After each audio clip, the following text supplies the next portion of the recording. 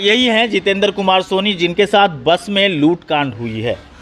हम तो बर्बाद हो गए, हम कहीं करने रहे, पूरा जिंदगी भर का कमा मेरा चला लूट लिया 3 गो क्राइमर मिल के बस में। हम कहीं करने रहे, बर्बाद कर दिया हमको। पूरा जिंदगी का मेरा जो कमाई था वो सब लूट के चला गया।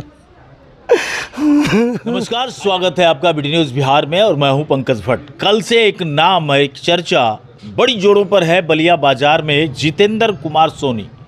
ये जितेंद्र कुमार सोनी वही हैं जिनके साथ लूट कांड की घटना को अंजाम दिया गया है, और वो भी बस में। व्यवसायी सोचते हैं कि हम पब्लिक की गाड़ी में भरे गाड़ियों में निकलेंगे तो हमारी सुरक्षा हो पाएगी, और जो अपराधी होते हैं, जो लुटेरे होते हैं, उनका दिमाग कहता है कि हम वहाँ भी लूट सकते हैं क्योंकि हमारे पास भी टेक्नोलॉजी है। उन्होंने पहले बस में घुसा और बस में घुस करके एक माहौल तैयार कर दिया कि इस व्यक्ति के यहाँ मेरा पैसा बाकी है, जिस वजह से बस में बैठे लोग व्यक्तिगत मसला समझ करके चुप्पी साध लिया और बाद में लूट की घटना को अंजाम दे दिया गया। अब हम आपको बताएंगे कि एक बात जो नई चीज़ सामने आई है कुछ लूट की घटनाओं के बीच, कि जैसे ही पुलिस पदाधिकारी नए तौर पे यहाँ पे आते हैं बलिया के क्षेत्र में, वैसे ही अपराधी लूट का अंजाम पहुँचा देते हैं। ऐसा इसलिए कि शायद वो ये कह देना चाहते हों कि सावधान रहिएगा, हमारी यहाँ चलती है, ये हमारा क्षेत्र है, खाकी वर्दी का कुछ चलना नहीं है।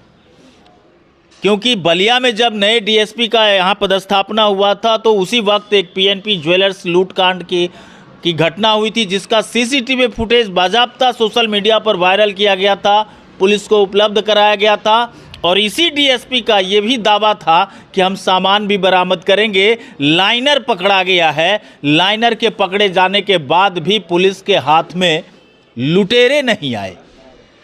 और मैं आपको बताऊं कि कल एक पीसी कराई जा रही थी, जो बाजाप्ता पटेल चौक पर एक अंडा व्यवसायी के ऊपर गोली कांड हुआ था, गोली चलाई गई थी। इसी बात को लेकर के डीएसपी के द्वारा पीसी कराई जा रही थी कि हमने 2 अपराधी को चिन्हित करके पकड़ लिया है, जिन लोगों ने गोली चलाई थी, जो प्रयुक्त किए थे मोटरसाइकिल, उस मोटरसाइकिल को भी पकड़ लिया है। और इधर पीसी हो रही थी और उधर NH 4 लेन पर सनहा में लूट कांड को अंजाम दिया जा रहा था। और सनहा को इसलिए भी चिन्हित किया गया है जगह को, क्योंकि साहेबपुर कमाल में नए पदाधिकारी, नए थाना अध्यक्ष प्रभार ले रहे थे। अब भला बताइए कि बलिया में डीएसपी नए रूप से पदभार लेते हैं तो यहाँ लूट हो जाती है, साहेबपुर कमाल में थाना अध्यक्ष नए तौर पे आते हैं तो वहीं लूट हो जाती है, बीच बाज़ार में लोग गोलियाँ चला देते हैं, बाद में पुलिस कोई कार्रवाई करती है, और जब हम कहते हैं कि बाज़ार को सुरक्षित किया जाए तो टाइगर मोबाइल की चर्चा कर देते हैं।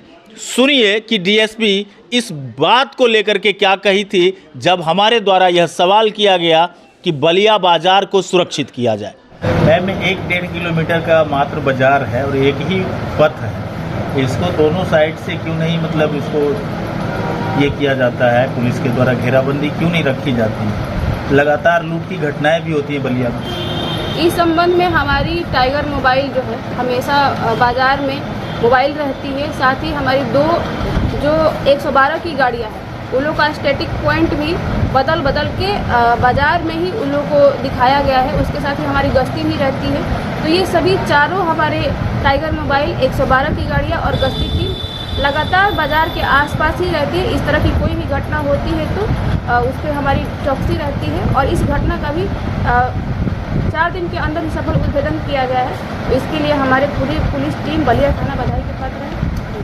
अब सॉफ्ट टारगेट तो स्वर्ण व्यवसायी बने हुए हैं। हम उनके घर पर पहुंच गए हैं, जितेंद्र कुमार सोनी के घर पर, जिनके साथ यह घटना हुई है।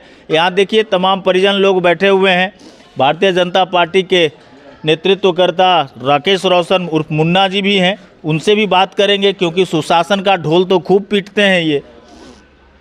क्या कुछ हुआ? यही हैं जितेंद्र कुमार सोनी, जिनके साथ बस में लूट कांड हुई है। हम तो बर्बाद हो गए, हम कहीं करने रहे, पूरा जिंदगी भर का कमा मेरा चला लूट लिया 3 गो क्राइमर मिल के बस में। हम कहीं का नहीं बर्बाद कर दिया हमको।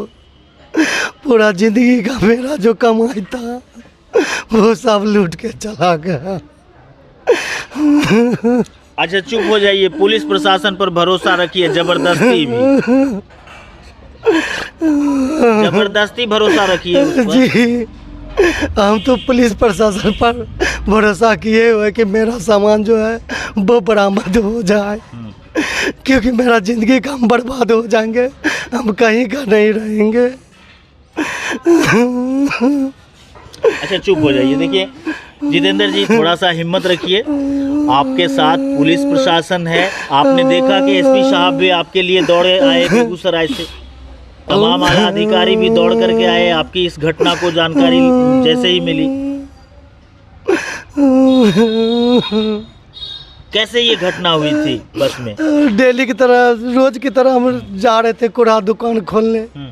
उसके बाद बस पर बैठे और शाहपुर कमाल में रुकवाया गाड़ी। 3 गो अपराधी प्रवृत्ति का लोग था।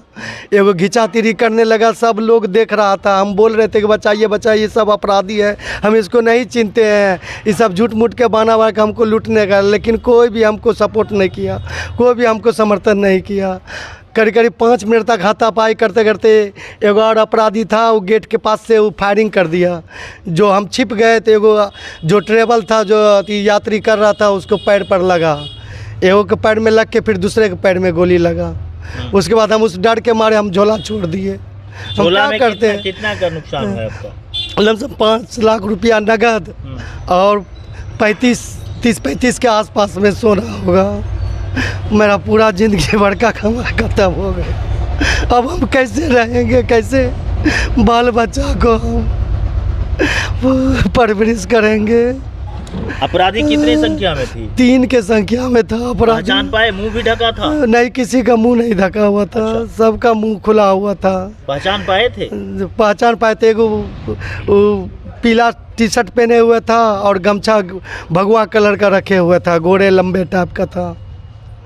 वही हमसे घिंचातानी खूब फिर किया। जब आपसे छीन लिया तो किस तरफ भागा? बस पूरब की तरफ भागा, बलिया की ओर। और घटना कहाँ पर हुई थी? घना सना ढला के पास। जो हॉल्ट है, जी जी, जो हॉल्ट है वही ना? जी जी जी। देखिए ये जितेंद्र कुमार सोनी है, इन्होंने स्पष्ट बताया कि किस तरीके से घटना हुई और कितना का नुकसान हुआ और आंसुओं की धारा फूट रही है। लेकिन इनके आंसुओं का कितना तवज्जो रह पाएगा इस सुशासन की सरकार में? डबल इंजन की सरकार, डबल इंजन की सरकार। यहाँ के सांसद, केंद्रीय मंत्री, कपड़ा मंत्री हो गए। व्यवसायियों का तो दर्द उन्हें समझना ही होगा। समझेंगे या नहीं समझेंगे ये तो भविष्य की बात है। सामने बैठे हैं सुशासन बाबू के एक सिपाही हैं, राकेश रोशन जी। क्या कहेंगे इस तरह की लगातार ये घटना हो रही है? नहीं, निश्चित तौर पर बहुत ही दुर्भाग्यपूर्ण घटना है ये। चूँकि मैं खुद भी व्यवसायी हूँ और बलिया व्यवसायी संघ का अध्यक्ष भी हूँ। बहुत ही दुखद है। परिवार बहुत ज़्यादा टूट गया है। हम लोग के मित्र भी गए हैं। ये रोज़ की तरह कूड़ा बाज़ार जाते हैं, या कोई भी कहीं भी जा सकता है, जरूरी नहीं कि कूड़ा भी। बीते दिन भी बलिया में कुछ एक घटना ऐसी घटी है जिसका उद्भेदन अभी तक नहीं हो पाया।